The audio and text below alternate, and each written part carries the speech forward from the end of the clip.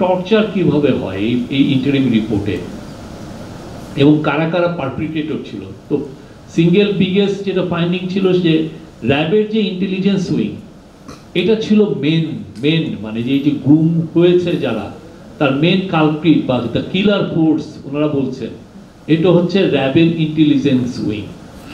তারা এই কাজটা সবচেয়ে বেশি ইনভলভ ছিল। এই পুরো যে গুম সংক্রান্ত কমিশন যেটা তাদের ফাইন্ডিংসে বলেছে, তারা অনেকগুলো বলেছে যে কিভাবে যারা ভিকটিমদেরকে নেওয়া হতো তাদেরকে কিভাবে মারা হতো।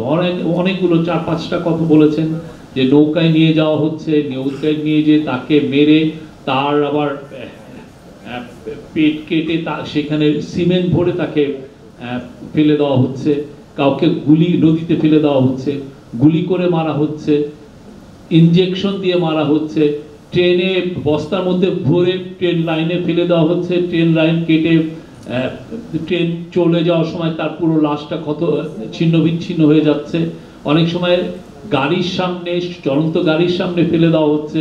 অনেকগুলো এটা হচ্ছে ভিকটিমদের এবং যারা পারপিট্রেটর দু একজন তাদের টেস্টিমনির যেটা পেয়েছেন গুম সংক্রান্ত কমিশন, তার আলোকে এই রিপোর্টগুলো করা হয়েছে। কেন তারা এই এনফোর্স ডিসঅ্যাপিয়ারেন্সে যুক্ত হলেন? দেখা যাচ্ছে যে যারা পুলিশের মধ্যে অনেকে পিপিএম বিপিএম, ভালো পোস্টিং, ভালো পজিশন, পিপিএম আপনি জানেন যে এটা একটা অ্যাওয়ার্ড, পুলিশের অ্যাওয়ার্ড অ্যানুয়ালি দেওয়া হয়, সেটা পাওয়ার জন্য এই কাজগুলো অনেকে করেছেন। আপনি যতগুলো করবেন আপনার তত সুনাম বাড়বে উইদিন দা আপনার সিকিউরিটি ফোর্সের মধ্যে। ঠিক তেমনি অনেকের ক্ষেত্রে এই বিষয়ে আরো মানে অন্য কোনোভাবে সে যে ঢাকায় পোস্টিং পাবে কিনা এটা একটা বড় ইস্যু। তো যে ওনারা এই কারণে প্রলুব্ধ হয়েছেন এই কাজগুলো করতে, এবং অনেকে করতেও চাননি, কেউ সরাসরি জানিয়েছেন। তার মধ্যে এরকম একটা লেটার আবিষ্কার করা হয়েছে গণভবনে, হয়তোবা গণভবনে চিঠি দিয়েছিলেন যে না আমরা এই কাজটা করতে চাচ্ছি না।